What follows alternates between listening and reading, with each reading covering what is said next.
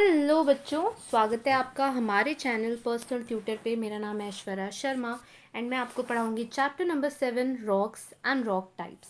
तो चलिए स्टार्ट करते हैं हमारा चैप्टर। We have seen last year that the earth's crust is hard. It is made of rocks and soil. Rocks are found on land surface and also below it. Rocks are a mixture of different minerals formed by natural processes in the lithosphere. तो हमने last year ये देखा था कि अर्थ का जो crust होता है, मतलब अर्थ का जो सबसे आउटर लेयर होता है, वो बहुत ही हार्ड होता है और वो मिट्टी और रॉक का, पत्थर का बना हुआ होता है। अब ये जो पत्थर होता है ये हमें लैंड के सरफेस पे तो मिलता ही है, पर उसके अंदर भी मिलता है, लैंड के या क्रस्ट के अंदर भी मिलता है। रॉक होता क्या है? रॉक एक मिक्सचर होता है डिफरेंट मिनरल्स का, जो एक नेचुरल प्रोसेस से फॉर्म होता है लिथोस्फेयर पे, मतलब लैंड पे। The properties of rocks depends on the constituent minerals and their proportion, as well as on the formation process. Silica, aluminium, magnesium, and iron are the major rock forming minerals. There are other minerals too in different rocks. अब किसी भी rock की जो property होती है वो किस चीज़ पे डिपेंड करती है? वो इस चीज़ पे डिपेंड करती है कि वो किन मिनरल्स से बना हुआ है और वो मिनरल्स कितने प्रपोर्शन में उसमें प्रेजेंट है, साथ ही साथ वो किस प्रोसेस से बना है, कौन सा फॉर्मेशन का प्रोसेस है जिससे वो बना है। सिलिका, एल्यूमिनियम, मैग्नीशियम, आयरन, ये सारे मेजर रॉक फॉर्मिंग मिनरल्स होते हैं जिनसे रॉक एक्चुअली बना हुआ होता है, और दूसरे मिनरल्स भी होते हैं अलग अलग रॉक्स में। Now coming to types of rocks, there are 3 types of rocks according to their formation process. किसी भी रॉक का जो फॉर्मेशन का प्रोसेस होता है, जैसे वो फॉर्म होता है, उसमें 3 हम कह सकते हैं टाइप्स होते हैं। पहला होता है इग्नीशियस रॉक्स और primary rock, sedimentary rocks and metamorphic rocks. The interior of the earth has very high temperature. As a result, the material in this part is in molten state. Sometimes this material get released through the fissures in the crust. This is called volcano. Lava, gases, dust, ashes, etc. are thrown out during volcanic eruption. अब जो अर्थ का interior होता है, जो crust के अंदर होता है, मतलब क्रस्ट तो सबसे आउटर लेयर है, अंदर की जो अर्थ की लेयर्स होती हैं उनमें बहुत ही ज़्यादा टेम्परेचर होता है। इसके कारण अर्थ के अंदर का, इंटीरियर का जो भी मटेरियल वहाँ होता है वो सब मॉल्टन स्टेट में होता है, पिघले हुए स्टेट में, लिक्विड स्टेट में होता है। और बहुत बार ऐसा होता है कि ये जो लिक्विड स्टेट में अर्थ के अंदर गर्म चीज़ें प्रेजेंट होती हैं, बहुत बार वो अर्थ से बाहर आ जाती हैं, जिसे हम, मतलब अर्थ से बाहर मतलब क्रस्ट से बाहर आ जाती है, जिसे हम वॉल्केनो कहते हैं। लावा, गैसेस, डस्ट, एशेस, ये सारी चीज़ें वॉल्केनो के साथ बाहर आती है। वॉल्केनो मतलब होता है ज्वालामुखी। हम कहते हैं ना ज्वालामुखी फूट गया, तो ज्वालामुखी फूटना क्या होता है? इसका मतलब होता है कि अर्थ के अंदर जो लिक्विड स्टेट में चीज़ें प्रेजेंट हैं वो बाहर आ रही हैं। और आप देख सकते हैं, जब ज्वालामुखी हम देखते हैं वो कितना गर्म होता है कि वो किसी भी चीज़ को जला दे।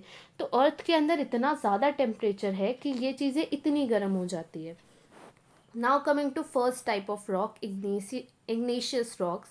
When the molten material known as magma within the crust and lava on the surface cools down, it solidifies, giving rise to rocks. These are known as igneous rocks. अब क्या होता है कि ये जो मॉल्टन मटेरियल है क्रस्ट के ऊपर या क्रस्ट में, जो मैग्मा है, और अर्थ के सरफेस में जो लावा है। अब ये मैग्मा लावा कहाँ से आया? ये जो मैग्मा है, ये लावा है, ये वॉल्केनिक इरप्शन से आया। तो ये मैग्मा जो होता है, लावा जो होता है, ये जब ठंडा हो जाता है तो ये सॉलिड के फॉर्म में चेंज हो जाता है और इससे रॉक का फॉर्मेशन होता है, जिसे इग्नीशियस रॉक कहा जाता है। As these rocks are formed out of the material from the interior of the earth, these are also referred to as primary rocks. Mostly these rocks appear hard and homogeneous. These are heavy as well. We not get fossils in these rocks. अब ये जो rock होते हैं ये actually अर्थ के interior से निकली हुई चीज़ों से बनते हैं। जैसे हमने देखा मैग्मा से, लावा से बनते हैं ये रॉक। तो इसीलिए इन्हें प्राइमरी रॉक भी कहा जाता है। और मोस्टली जो ये रॉक होते हैं ये हार्ड होते हैं और होमोजीनियस होते हैं और साथ ही साथ बहुत ज़्यादा हेवी होते हैं, लेकिन इनमें किसी तरह का भी फॉसिल नहीं होता। फॉसिल मतलब क्या होता है, आपको कुछ आइडिया? फॉसिल मतलब होता है कि जितने भी डेड पार्टिकल्स होते हैं ना, जितने भी डेड एनिमल्स होते हैं, प्लांट्स होते हैं, ये सब जब मर जाते हैं तो इनका डिकम्पोजिशन होता है। तो डिकम्पोजिशन के बाद फॉसिल्स का फॉर्मेशन होता है। तो इस तरीके के रॉक में फॉसिल्स नहीं मिलता। The Maharashtra plateau and Sahyadris are formed of igneous rock. Basalt is a major example of igneous rock. अब जो महाराष्ट्र प्लेट्यू है और सह्याद्रीज है, ये जो बने ये igneous रॉक से ही बने हुए हैं और मेजर igneous रॉक है basalt. Do you know? Pumice is an example of igneous rock. This is formed out of volcanic froth. It is porous rock as its density is quite low. It can float on water. अब जो pumice होता है ये igneous rock का example होता है। ये volcanic froth से बनता है। ये porous rock होता है। इसकी जो डेंसिटी होती है बहुत ही कम होती है, इसका वेट बहुत कम होता है, इसीलिए आराम से पानी में तैर सकता है।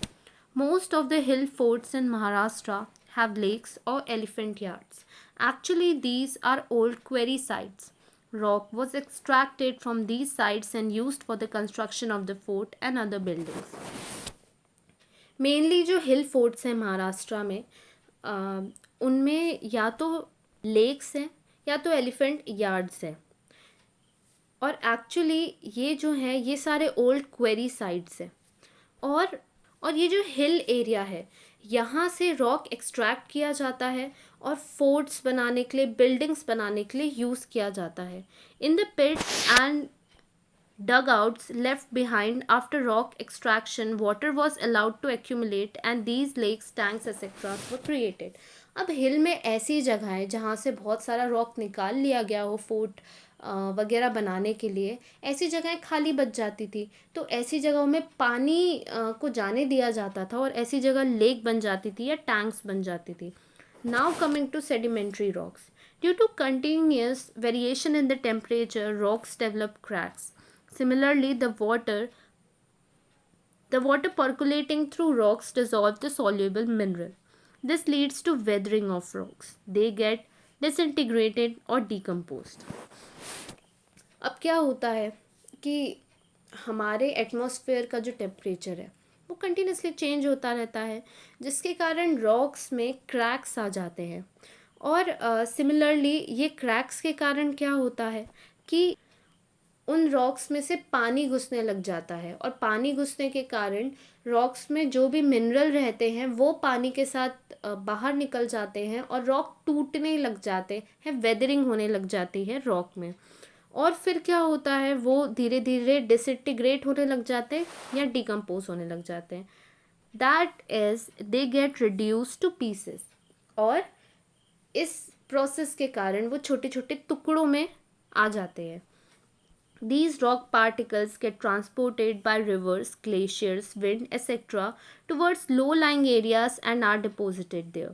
One after the other, layers of sediments get deposited in this way. The upper layer exerts heavy pressure on the lower layer. अब ये जो टूटे हुए रॉक पार्टिकल्स होते हैं ये ट्रांसपोर्ट होने लग जाते हैं रिवर, ग्लेशियर, विंड वगैरह के कारण। कहाँ से कहाँ ट्रांसपोर्ट होते हैं? लो लाइंग एरियाज के साइड ये ट्रांसपोर्ट होने लग जाते हैं और वहाँ डिपॉजिट हो जाते हैं। एक के बाद एक ये जो सेडिमेंट के लेयर होते हैं वो धीरे धीरे डिपॉजिट होने लग जाते हैं। और जो ऊपर का लेयर होता है, अपर लेयर, वो धीरे धीरे नीचे का जो लेयर है, लेयर कैसे फॉर्म हुआ? ये जाके डिपॉजिट होने लगे टुकड़े, और जो अपर लेयर रहता है वो नीचे के लेयर पे बहुत ज़्यादा प्रेशर लगाने लग जाता है। This leads to compaction of materials and development of sedimentary rock. और इसके कारण मटेरियल्स का कॉम्पैक्शन होता है और सेडिमेंट्री रॉक यहाँ पे बनता है। One can easily see layers in the sedimentary rocks. While layers are getting deposited, the remains of dead animals or plants get buried in these layers at times. Therefore, one may find अब ये जो धीरे धीरे sedimentary rocks के layers deposit होने लग जाते हैं, ये हमें बहुत आसानी से दिखते हैं। और जब ये लेयर धीरे धीरे डिपॉजिट होने लग जाते हैं तो डेड एनिमल्स, प्लांट्स के जो भी रिमेन्स होते हैं वो भी इन लेयर्स के अंदर धीरे धीरे डिपॉजिट होने लग जाते हैं। इसीलिए सेडिमेंट्री रॉक में बहुत सारे फॉसिल्स हमें देखने को मिलते हैं। Sedimentary rocks are generally brittle and light weight, most of them are porous.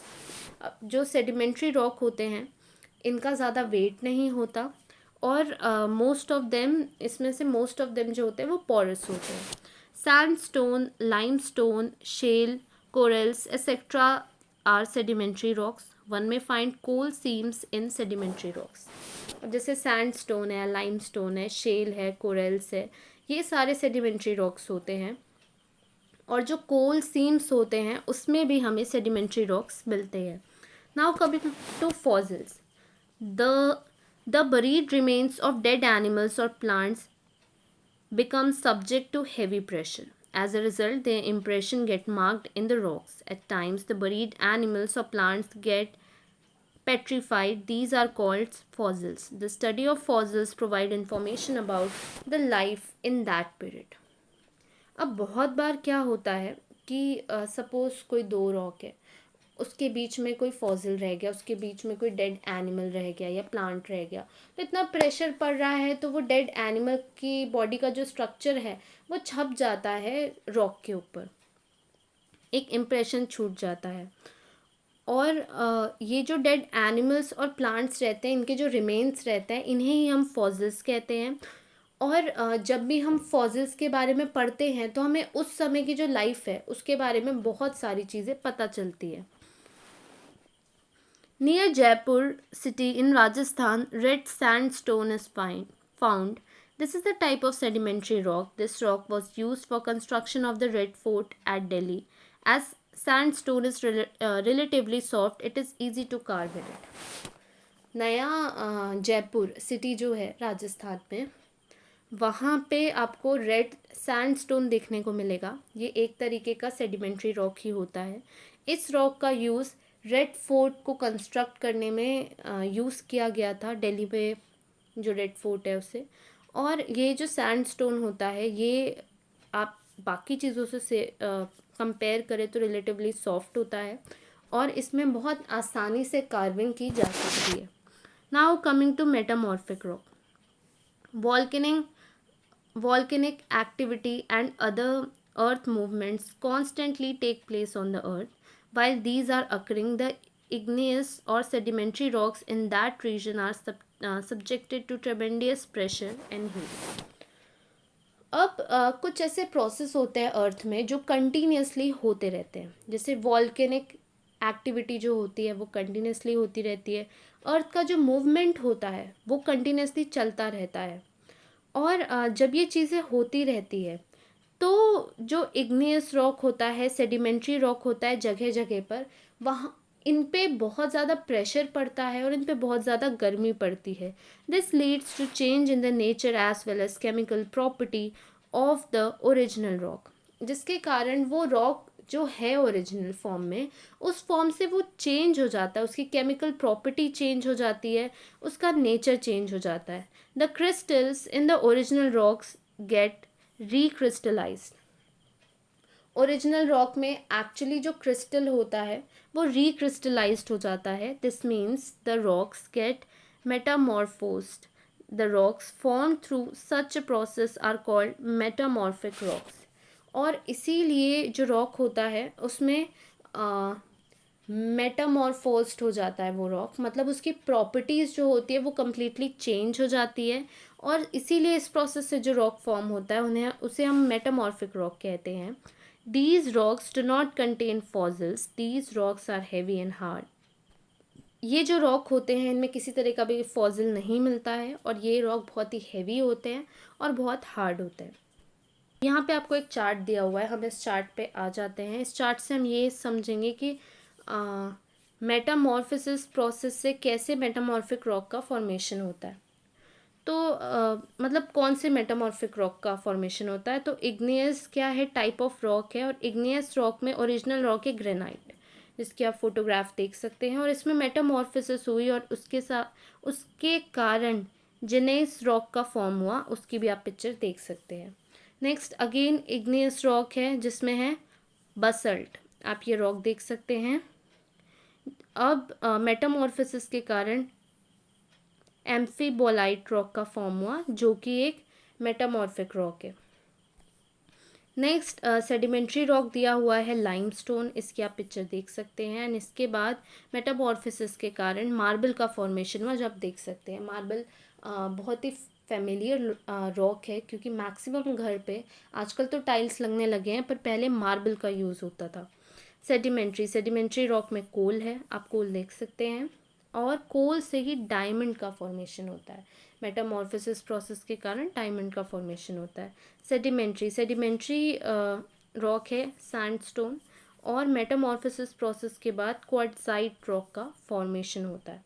Then again sedimentary rock है शेल, और उसके बाद स्लेट का फॉर्मेशन होता है। स्लेट आप सबको पता होगा, स्लेट को लिखने के भी काम आता है, चौक से हम ब्लैक बोर्ड पे जो लिखते हैं। Coal get metamorphosed when it undergoes heavy pressure and intense heat. कोल में मेटामॉर्फोसिस होता है जब उसमें हेवी प्रेशर लगता है और बहुत ज़्यादा हीट लगता है। मैंने आपको अगेन समझाया कि मेटामॉर्फोसिस मतलब होता है एक ऐसा प्रोसेस जैसे किसी भी रॉक की फिजिकल या केमिकल प्रॉपर्टी जो होती है वो कम्प्लीटली चेंज हो जाती है कुछ फैक्टर्स के कारण, जैसे ज़्यादा प्रेशर लगाने के कारण या बहुत ज़्यादा गर्मी के कारण। तो कोल में भी ऐसा होता है, और मेटामॉर्फोसिस के बाद कोल चेंज होकर डायमंड बन जाता है और उसकी प्राइस बहुत ही ज़्यादा इंक्रीज़ हो जाती है। We burn coal while we use diamond as ornaments. अब जो कोल होता है उसका यूज़ जलाने के लिए होता है, इलेक्ट्रिसिटी फॉर्मेशन के लिए, और जो डायमंड होता है वो बहुत ही महंगा ऑर्नामेंट होता है। हीरा जितना महंगा कुछ भी नहीं होता। Do you know The Taj Mahal at Agra is built in marble. Marble is a metamorphic rock. This rock was brought from mines in Makrana in Rajasthan. जो ताजमहल था है आगरा में, उसे मार्बल से बनाया गया है। मार्बल एक मेटामॉर्फिक रॉक है। ये रॉक जो है इसे मखराना, जो कि राजस्थान में सिचुएटेड है, वहाँ के माइन से लाया गया था। One realizes while taking a boat ride in River Narmada through Bedaghat Gorge in Madhya Pradesh that river has cut into gorge through marble rocks at sunrise, sunset and during full moon nights. These river banks present at enchanting scenes.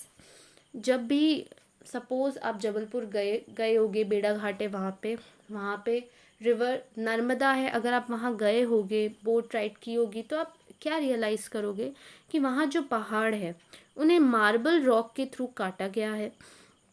और sunrise में, sunset में या full moon की nights में जो river banks होते हैं बहुत ही सुंदर वहाँ दिखते हैं। Figure 7.5 shows the distribution of major rocks in Maharashtra.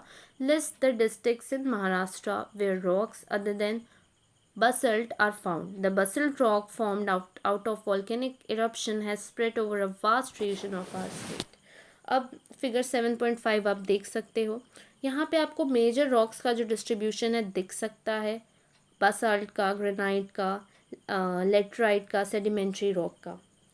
अब ये जो बासाल्ट रॉक होता है ये एक्चुअली वॉल्केनिक इरप्शन से फॉर्म होता है, और इसी कारण से ये पूरे स्टेट में बहुत ज़्यादा अमाउंट में फैला हुआ है।